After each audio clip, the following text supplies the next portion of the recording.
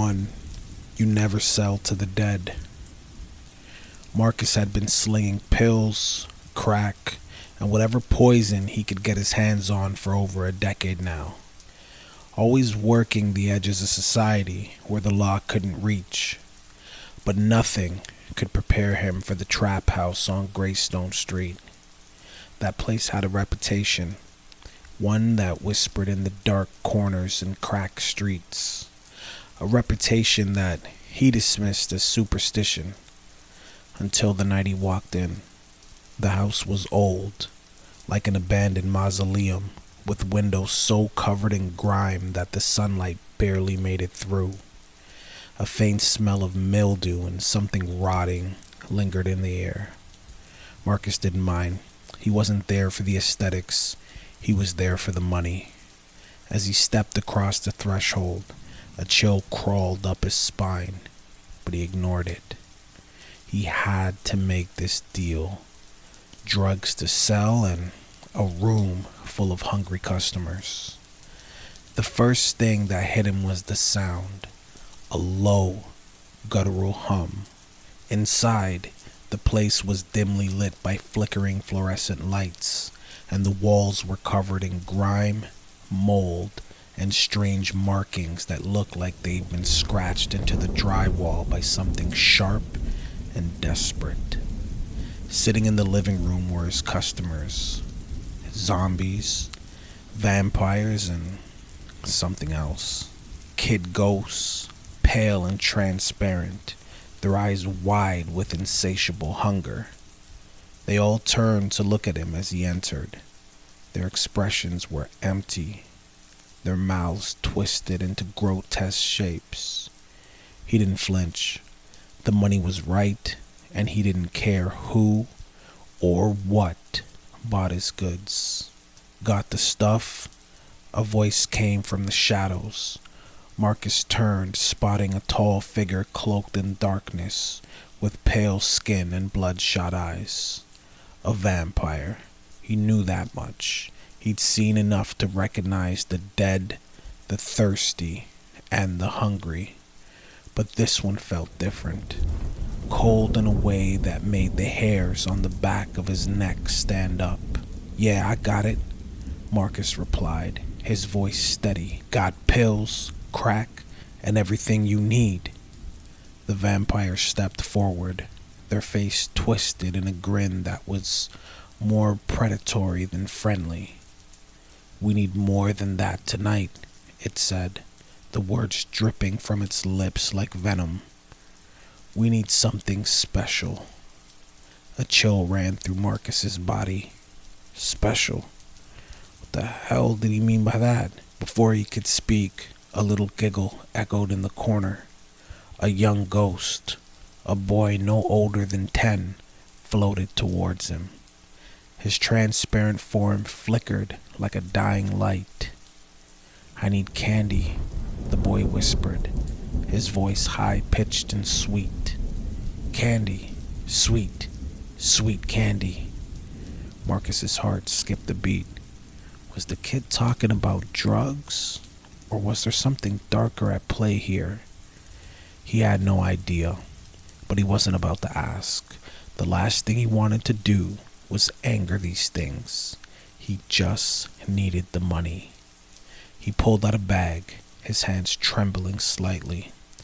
It was time to make this deal. Rule number 2, never trust the buyers. The deal went down quickly, too quickly. There was no bartering, no haggling. The monsters didn't care about the prices. They handed him cash, crumpled bills and coins that seemed to burn as soon as they touched his fingers. He didn't even look at the money. He stuffed it in his pocket and turned to leave. But something stopped him. The door slammed shut with a deafening bang, and the shadows in the room seemed to grow, stretching across the walls like they were alive. The air grew thick, heavier with each breath. The zombies, vampires, and ghosts, they all moved closer, surrounding him. A voice echoed from all around, a deep, gravelly growl that seemed to come from the very walls of the house itself. "You shouldn't have come here, Marcus." He froze, sweat beaded on his forehead. He didn't know who was speaking, but the words were like poison in his ears. Suddenly, the door behind him opened, and from the blackened doorway, two glowing red eyes appeared. The vampire, now fully revealed, smiled. "You're the one we needed. We're hungry, Marcus. Hungry for more than just the drugs." Then it hit him. This wasn't just a trap house. It was a hunting ground, and he was the prey. The zombies lunged at him, their slow, shuffling steps turning into horrifying sprints. They grabbed him, pulled him to the ground. He struggled, kicking and punching, but their rotting flesh was too strong, their grip too tight. The kid ghost floated above him, giggling wildly as it whispered in his ear, "Candy's not what we really want, Marcus." The vampire's voice echoed in the room, cold and malicious. "We want your soul." Panic surged through him. He tried to fight, but it was too late. The zombies were tearing at his clothes, biting and clawing at him. His body was covered in scratches, blood dripping from his wounds, and then, with a flash of fangs, the vampire lunged at his throat. Rule 3. If you scream, they'll come for you. Marcus could feel his life slipping away, the cold grip of death crawling up his chest. The monsters didn't just want his drugs, they wanted him. They wanted to devour him, break him down piece by piece. But as his body began to fail, something strange happened. His eyes opened, and the world around him blurred. It was like he was floating above the chaos, watching from a distance. For a brief moment, he felt peace, as though his soul had detached from his body. But then the ground beneath him cracked open, and the walls of the trap house began to shift, turning into a nightmarish abyss. The monsters howled, but it wasn't his name they were calling.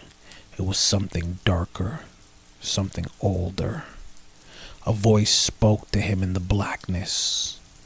"Welcome to hell, Marcus." He looked down, and there in front of him stood a towering figure, a demon, its eyes glowing with a fiery orange light.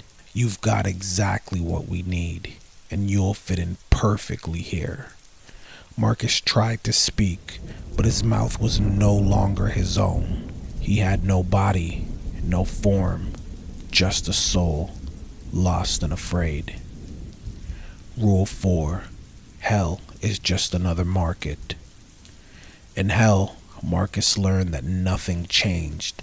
The demons, their eyes burning with greed and hunger, craved the same things as the monsters in the trap house had: drugs, power, control. And Marcus, now bound to this place, was given a new role. He became a dealer, not in the material sense, but in the soul-crushing way that only hell could offer. The demons would come to him, hungry for their fix, and he would sell them the drugs they craved. They'd tear at his spirit, rip him apart just to get a taste of his pain, but he couldn't escape. No one could. Rule 5. You'll never leave once you're in the game. Marcus didn't know how long it had been. Days, weeks, centuries. It didn't matter. In hell, time was meaningless. He was trapped, forever playing the role of the dealer, watching as more souls entered the abyss, and with each one, his heart grew colder. He had become one of them now, a monster in his own right, forever bound to the endless cycle of misery. The trap house had been a gateway, a test, and he had failed. The monsters had been right. He was just another soul to be sold, and he was never going to leave. And so, Marcus continued, forever doomed to sell to the demons, a prisoner of hell's eternal market.